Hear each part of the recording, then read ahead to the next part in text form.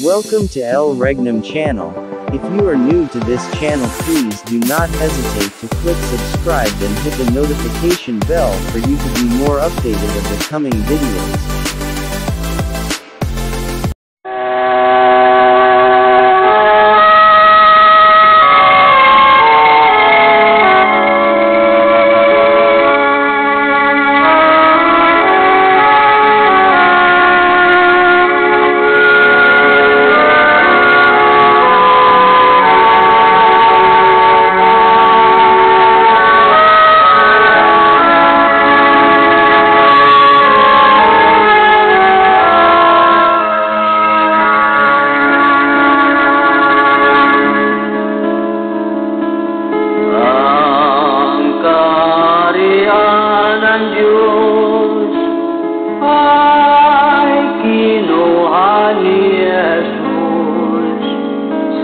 Lumang Jerusalem, sa bayang Huda Israel, kanyang ibinigay sa bansang nagbubunga sa Diyos na kay Kristo na pananampalataya.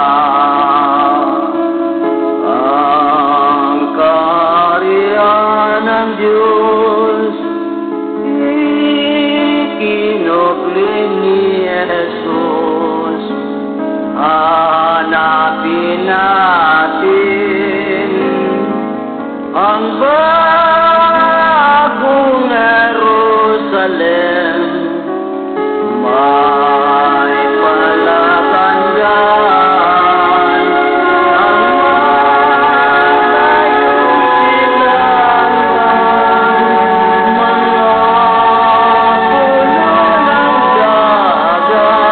dagat, itong bansang Pilipinas.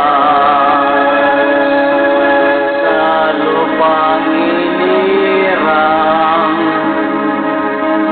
ang ating tahanan, doon si Kristo maghari na walang hanggan. Tayo'y umasa at sumampalataya. Doon wala nang gutom at wala nang pagluluha.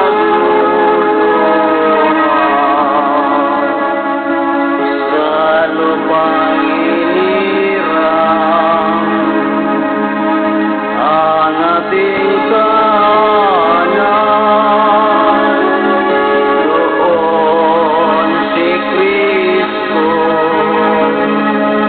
maghari na walang hanggan. Tayo'y umaasa at sumampalataya. Doon wala nang gutom at wala nang pagluluha. Doon wala nang gutom at wala nang pagluluha.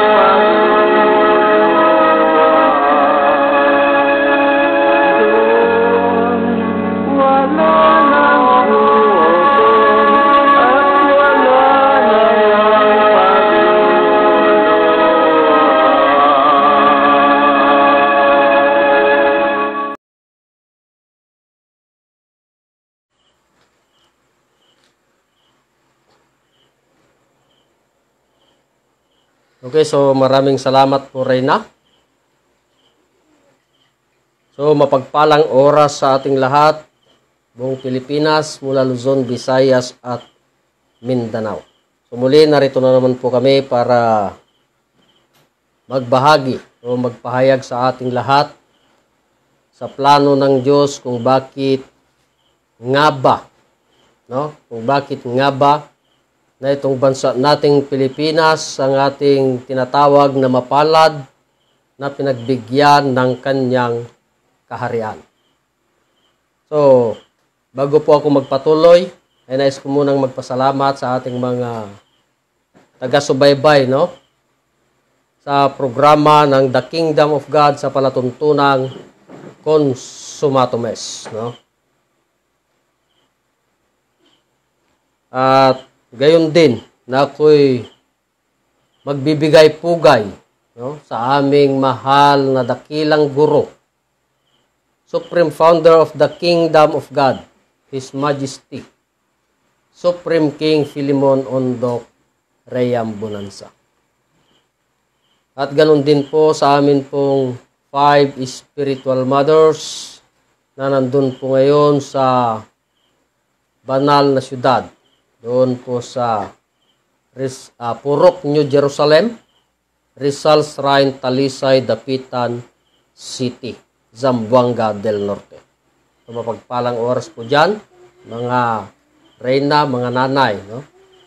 At ganoon din po sa lahat ng Royal Family of Reyam Bonanza na pinangungunahan po ng aming mahal na Pangulo, ang amin pong mahal na Prinsipe Rocky Y. Reyam Bonanza, na siya po ang the same time Chairman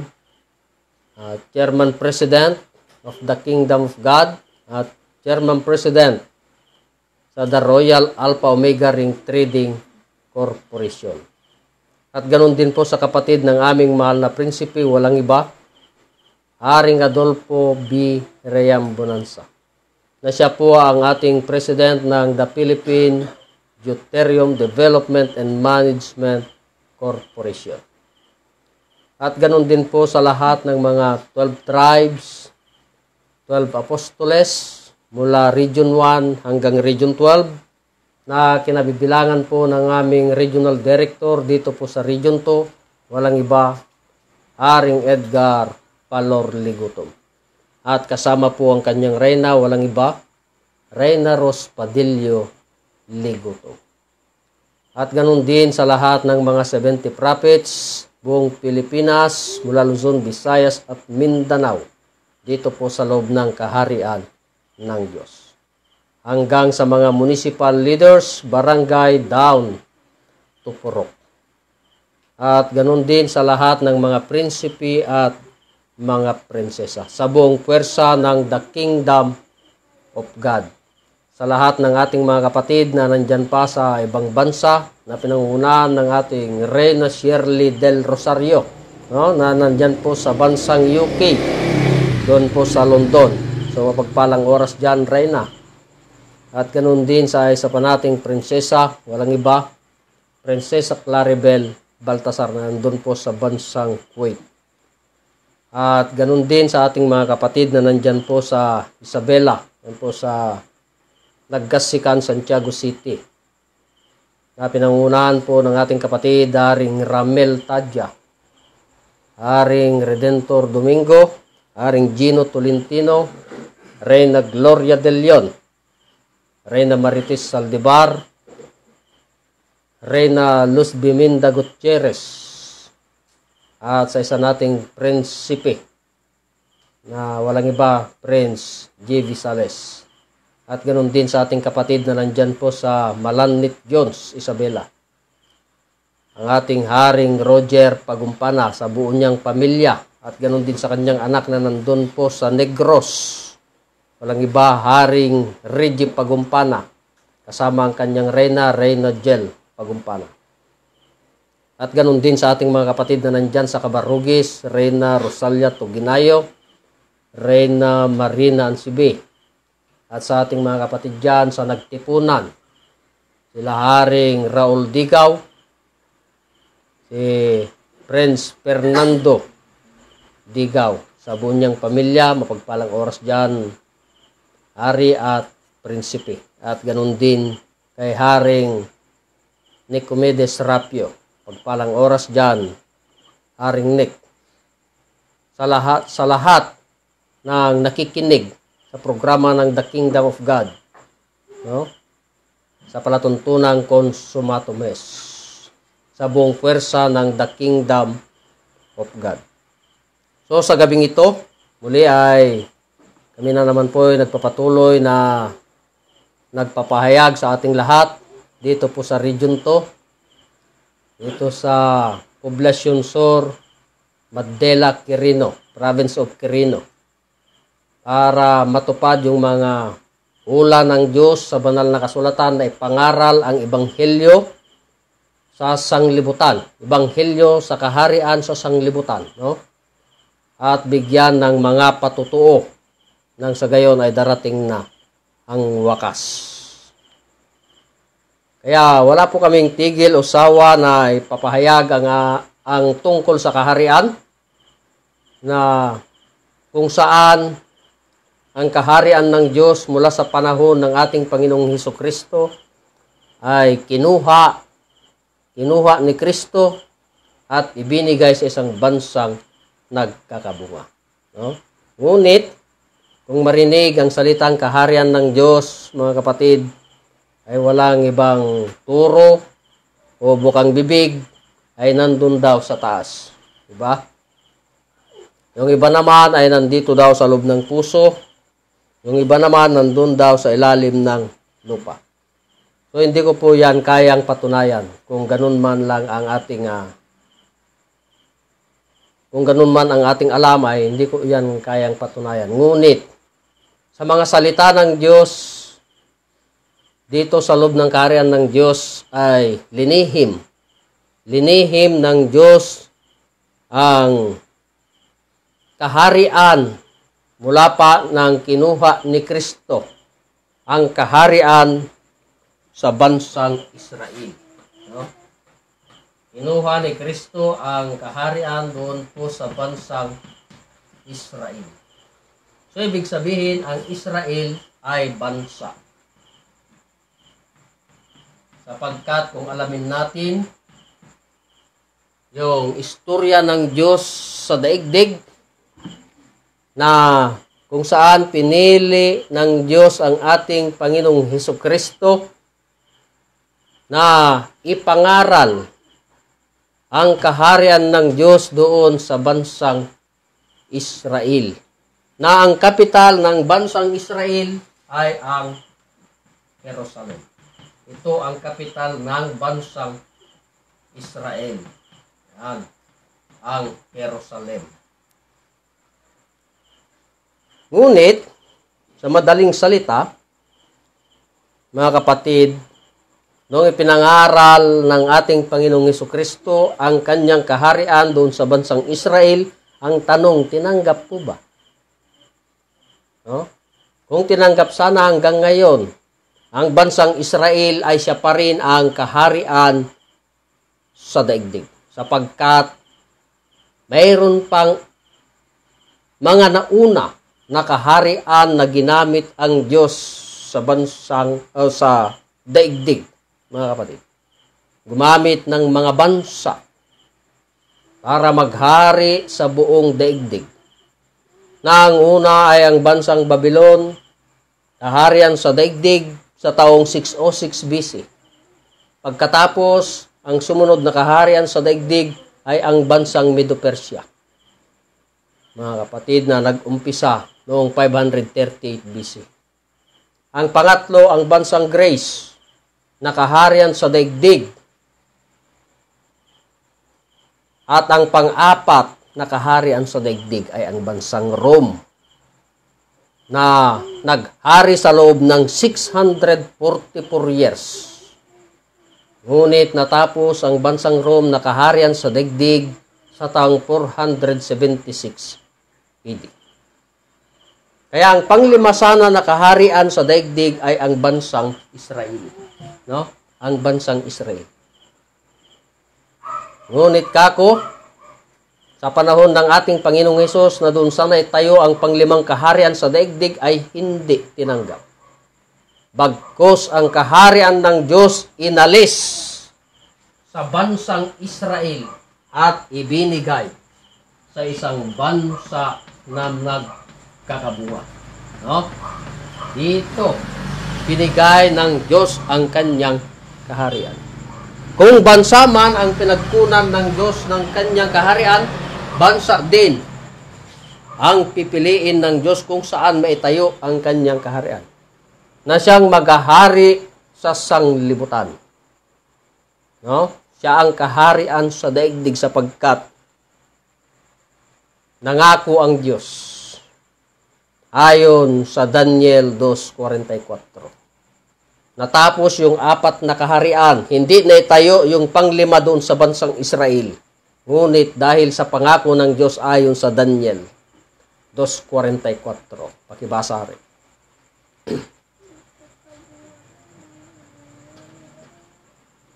So ganito po ang sinasabi. At sa mga kaarawan ng mga haring yaon ay maglalagay ang Diyos sa langit ng isang kaharian na hindi magigiba kailanman.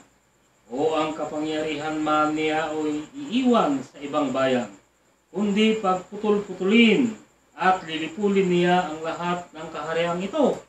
At yaoy lalagi magpakailanman. Yan. Kaya yun ang pangako ng Diyos. Mga kapatid, pagkatapos niyang papagputol-putulin ng mga kahariang yaon, ang Diyos sa langit ay magtatayo ng isang kaharian na kailanman ay hindi na magigiba. Na ang una, bansang Babylon, pangalawa, Medo-Persia, Greece at Rome. Panglima sana ang bansang Israel, subalit hindi tinanggap, bagkus ang kaharian kako inalis sa bansang Israel, ibinigay sa isang bansa na nagkakabuo. Kaya sa pag-alis ng Diyos o pagkuha ni Kristo ang kaharian sa bansang Israel ay linihim. Linihim ito sa mga talinhagang salita. No? Na walang nakapagbukas maliban sa aming mahal na dakilang guro, mahal na Haring Filimon Ondok Reambunansa. Na gumamit ng mga talinhagang salita. Kung saan naganap yung mga talinhagang salita, yan ay mga palatandaan kung anong bansa yung pinangakuhan ng Diyos na pagtatayuan ng kanyang kaharian na kailanman ay hindi na magigiba. No? Kaya nga wala po kaming tigil usawa na amin pong pinapatunayan na itong bansang Pilipinas ay siyang kaharian ng Diyos. Sapagkat ang kaharian nga ng Diyos inalis sa bansang Israel, ibinigay sa isang bansa na nagkakabunga. Kaya ang tatalakayin ko sa gabing ito ay kung nasaan ang kaharian ng Diyos ayon sa banal na kasulatan na mababasa sa Revelation 12:1. Pakibasa rin. So ganito po ang sinasabi. At ang isang dakilang tanda ay nakita sa langit. Isang babae na nararamtan ng araw. At ang buwan ay nasa ilalim ng kanyang mga paa. At sa kanyang ulo ay may isang putong na 12 bituin. Yan. So napakinggan po natin ang nakasulat sa banal na kasulatan. No? Gumamit ang Diyos ng isang babae na kung saan ang babae ay nararamtan ng araw. No? At ang kanyang mga paa ay nakatungtong. Ibig sabihin, nakatungtong sa buwan. No? At ang araw ay mayroong 12 bituin. No? May 12 bituin. So, gaano natin yan kalagin? No? Paano natin yan bigyan ng tamang kahulugan? Sapagkat ang kaharian nga ng Diyos inalis sa bansang Israel, ibinigay sa isang bansa na nagkakabunga. Gumamit ang Diyos ng babae.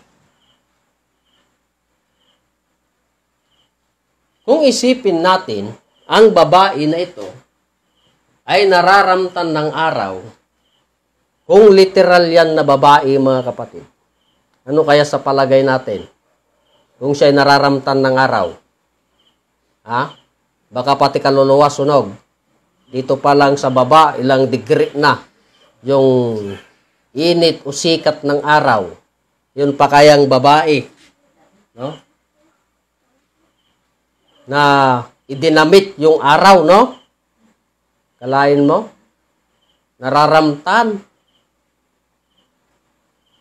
Kung literal ay sunog yan, mga kapatid, ngunit ito ay ginamit ng Diyos na talinhagang salita kung nasaan ang kaharian ng Diyos.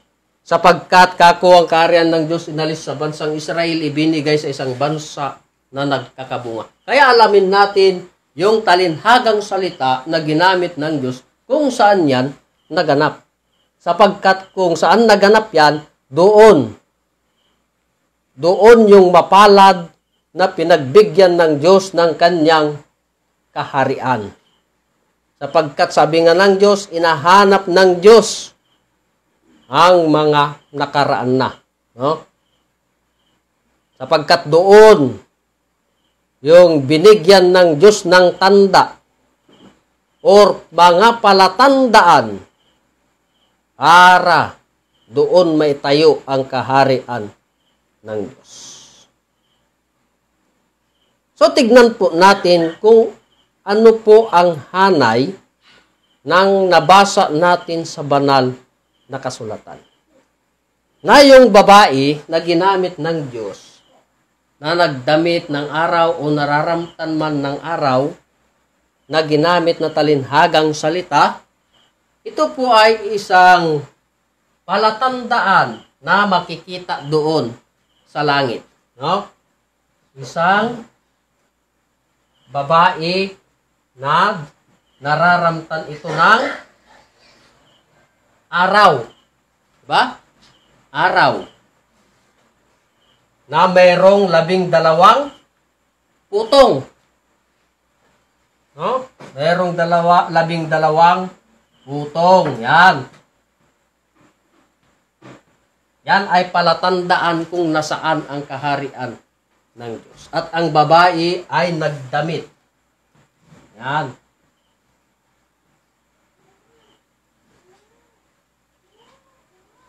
So, isipin natin kung anong klase ito. Kung saan ba yan makikita sapagkat talinhaga ng Diyos ayon sa banal na kasulatan. Sapagkat ang kaharian ng Diyos inalis sa bansang Israel, ibinigay sa isang bansa na nagkakabunga. Lalo na ang kanyang paa ay nakatungtong pa sa buwan. Ito yung buwan. Yan. E ano naman kaya itong damit ng babae na nararamtan ng araw? So, tignan po natin yung kilos at galaw sa daigdig. Mga kapatid. Kung titignan natin, kung nakikita natin, ito ay bandila. Na mayroong araw. Na mayroong 12 putong. Ano itong 12 putong?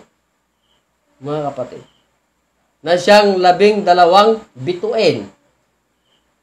Ito yung 12 region or 12 region. Yan mga kapatid, ang 12 region. Lalo na yung babae ay nahati pa naman sa 3. No? Napalatandaan sa banal na kasulatan. Mga kapatid, ito ang Luzon, Visayas at Mindanao. Yan, merong 3, no? Nahati sa 3. Yung damit ng babae. So ano ito? Mga kapatid, kung isipin natin saan ito makikita. Ito ay makikita dito lang sa bansa nating Pilipinas, na kung saan ay mayroong yung babae na nagdamit ng araw ay mayroong 12 putong na siyang 12 region. Ibig sabihin, bansang Pilipinas. Sapagkat bandila ito ng Pilipinas. At ang kanyang paa ay nakatungtong sa buwan. No? So, gaano katotoo na ang bandila ng bansang Pilipinas ay nakatungtong sa buwan? Alalahanin natin, mga kapatid. Sa panahon ng isang scientist na kung sino yung kauna-unahang umakyat doon sa buwan, nakasama si Buzz Aldrin, no? At saka si Armstrong. Yan. Si Armstrong. Si Armstrong, siya yung naglagay ng bandila doon sa buwan. No?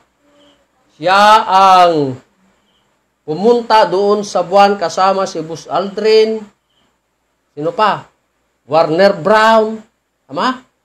Yan ang mga kasama niya, mga scientist. Pumunta doon sa buwan. At si Armstrong, siya ang naglagay ng bandila ng Pilipinas doon sa buwan. Kailan, mga kapatid? Kailan ito ipinunta doon sa buwan? No? Kailan? Noong July. No? Tama? July? January, February, March, April, May. June, July. July 29, 1969.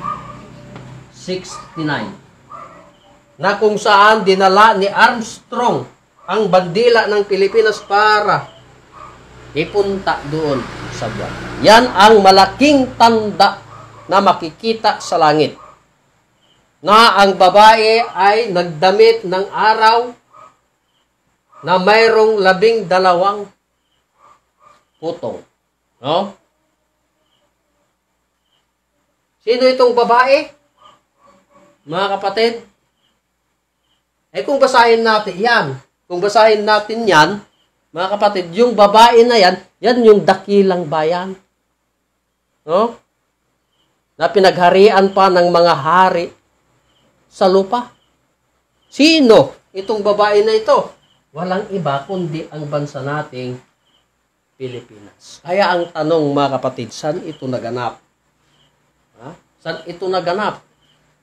So walang iba kundi dito sa bansa nating Pilipinas. So gaano katotoo na itong bansa nga nating Pilipinas ang siyang mapalad na pinagbigyan ng Diyos? Huh? Nalinihim sa mga talinhagang salita na siyang patutuo o nagpapatunay na ito ngang bansa nating Pilipinas ang siyang kaharian ng Diyos. Ano yung mga palatandaan na hindi lang ang babae na ginamit ng Diyos? Tignan natin ayon sa banal na kasulatan na mababasa sa Isaias 2:8 na siyang palatandaan na ang kaharian ng Diyos na inalis sa bansang Israel at ibinigay sa isang bansang nagkakabunga. Anong mababasa dyan na rin? So ganito po ang sinasabi. Ang kanila namang lupain ay puno ng mga Diyos-Diyosan. Kanilang sinasamba ang gawa ng kanilang sariling mga kamay na ginawa ng kanilang sariling mga daliri. Yan. So narinig po natin, mga kapatid, na ayon sa banal na kasulatan, ang lupain ay puno ng Diyos-Diyosan na kanilang sinasamba sa gawa ng kanilang mga kamay na ginawa ng kanilang mga daliri. Yan ay ginamit ng Diyos na talinhagang salita. Sapagkat ang kaharian ng Diyos inalis sa bansang Israel, ibinigay sa isang bansang nagkakabunga. Kaya gagawa po tayo ng ilustrasyon. No? Na ang lupain ay puno ng Diyos-Diyosan. So ito ay lupa ni Jacob na puno ng Diyos-Diyosan. Yan. Puno ito ng Diyos-Diyosan. So halimbawa, mga kapatid, kung may lupain tayo, alangan namang walang palatandaan, maski tanim lang na saging, hindi kaya pwedeng palatandaan yan. Ha? Paano mo masabi na ang iyong lupain ay sa iyo nga? Kung wala ka namang palatandaan, lalong-lalo na, hindi mo pa alam ang hangganan. Ha? E di lalo na kung walang titulo, masabi mo bang sa'yo ang lupa na yan? Kaya nga sa ginamit ng Diyos, kung nasaan ang kaharian ng Diyos, sapagkat ang kaharian ng Diyos inalis sa bansang Israel, ibinigay sa isang bansa na nagkakabunga, ay ang lupain na puno ng Diyos-Diyosan. Na ito ay pagmamay-ari o lupain ni Amang Jacob.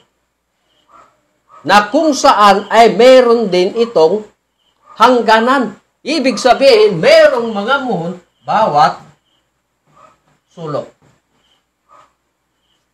No? Kung saan yung hangganan.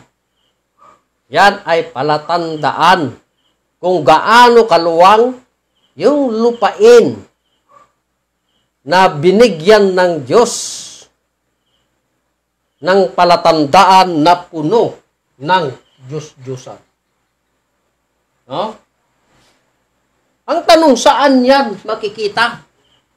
Sapagkat puno yan ng mga Diyos-Diyosan na mula apare. No? Mula apare hanggang hulog ay puno ng Diyos-Diyosan. Sapagkat ang kaharian ng Diyos inalis sa bansang Israel, ibinigay sa isang bansa na nagkakabunga. Mag-research po tayo. Sapagkat utos ng Diyos, hanapin ang kaharian ng Diyos. E kung hanapin natin, nandyan lang pala sa banal na kasulatan, yung mga nakatagong lihim na ginamit ng Diyos na mga talinhagang salita. Na ang lupain ay puno ng Diyos-Diyosan. Saan ito makikita na mula apare hanggang hulo? Mga kapatid, saan ito makikita? Walang iba, kundi dito sa bansa nating Pilipinas. Sapagkat kung tignan po natin ang kalagayan ng ating bansang Pilipinas ay punong-puno ng Diyos-Diyosan. No? Anong mga Diyos-Diyosan? Yung mga hinula ng Diyos diyan sa banal na kasulatan na gawa ng sariling mga kamay at sariling mga daliri. Na kung saan yun ang sinasamba ng mga tao.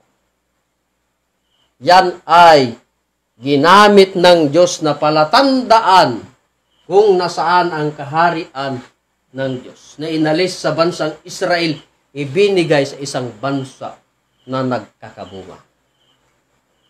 Na ibinigay doon sa mayroong kaganapan o pakaganapan sa hula ng Diyos na puno ng Diyos-Diyosan. Mga kapatid, na mula pare hanggang hulo. Saan makikita? Bansang Pilipinas. Ang tanong mga kapatid, saan ito naganap? Ha? Saan yan naganap? Walang iba, kundi dito lamang sa bansa nating Pilipinas. Kaya ang tanong, nasaan ang kaharian ng Diyos. Nasaan ang kaharian ng Diyos? Sapagkat hanapin muna ninyo, sabi ng Diyos. Ang tanong ngayon, nasaan ang kaharian ng Diyos? Walang iba, bansang Pilipinas. Kaya hindi po kami mahiya o matakot na ipagsigaw buong Pilipinas maging sa buong daigdig. Na itong bansa nating Pilipinas ay siyang kaharian ng Diyos. Ito yung dala ng Diyos mula pa nang itatag ang sanglibutan. Na kung saan may pangako ang Diyos doon sa kanyang kaharian. Na kanyang ipamamana. Saan niya ipamamana ang kaharian? Doon lamang po sa kanyang mga nasakanan. Na tinawag ng hari. No? Sabi ng hari, halikayo, pinagpala ng aking ama. Manahin ninyo ang kahariang nakahanda sa inyo, buhat pa ng itatag ang sanglibutan. Sino yung tinawag? Yung lang mga nasa bandang kanan. Kaya, mapalad ang bansa na pinagbigyan ng Diyos ng kanyang kaharian. Lalo na itong bansa nating Pilipinas. Ito po yung amin pong sinisigaw. Hindi lang po dito sa bansang Pilipinas, kundi maging sa buong daigdig. Na binibigyan po namin ng mga matibay na ebidensya or pagpapatunay na itong bansa nating Pilipinas ay siyang kaharian ng Diyos. Na wala doon sa taas, wala rin sa puso, lalo na wala sa ilalim ng lupa. Kundi, nandito na, sa loob ng ating bansang Pilipinas. Buong bansang Pilipinas, ito yung mapalad na pinagbigyan ng Diyos ng kanyang mga kaganapan. Yung pagpapatunay na hango sa kaganapan sa isang bansa na pinangakuhan. Kaya ito po ang aming tinalakay o binahagi sa ating lahat. Buong Pilipinas, maging sa buong daigdig. Na ang nagbigay po sa amin ay walang iba. Ang amin pong mahal na dakilang guro, mahal na Haring Filemon Ondok Reambunanza. Wala po kaming nalalaman dito kung hindi po naibigay po sa amin yung mga pagpapatunay na itong bansa nating Pilipinas ay siyang kaharian ng Diyos. Kaya sa lahat ng mga sumusubaybay sa programa ng The Kingdom of God sa palatuntunang Consumatumes, kami po ay nagpapasalamat sa inyo pong walang tigil o sawa sa pagsubaybay at pakikinig sa programa po ng aming mahal na dakilang guro ang tungkol sa kaharian ng Diyos. At ganoon din po na kami nagpapasalamat sa buong pwersa ng The Kingdom of God. No? At ganoon din po, nagpapasalamat po kami sa aming regional director dito sa Region 2, Haring Edgar Palor Liguton. At ganoon din po na lubos kaming gumagalang at nagpapasalamat sa aming mahal na Pangulo, ng amin pong mahal na Prinsipe Rocky Y. Reambunanza. Higit sa lahat, sa amin pong mahal na dakilang guro, ang amin pong Supreme Founder of the Kingdom of God, His Majesty, Supreme King, Filemon Ondok Reambunanza. Kaya sa gabing ito na naman po ang aming pinatunayan sa inyo na walang ibang kaharian na itatayo na ng Diyos na hindi na magigiba magpakailanman. Bansang Pilipinas na. Kaya inuulit ko sa ating lahat, maraming salamat So bago po kami magtatapos, mga kapatid, ako po ang inyong kapatid, Haring Robel Baltasar. So pakinggan po muna natin ang isang awitin na mula po sa aming mahal na dakilang guro, mahal na Haring Filimon Ondok Riambonanza, ang pinamagatang Kapangalan.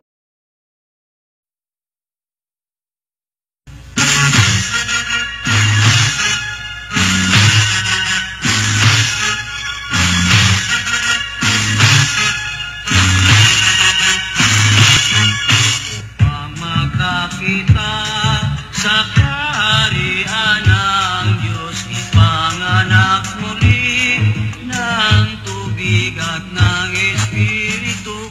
Di natin sundin ang payo ni Jesus, hindi makapasok sa kaharian ng Diyos.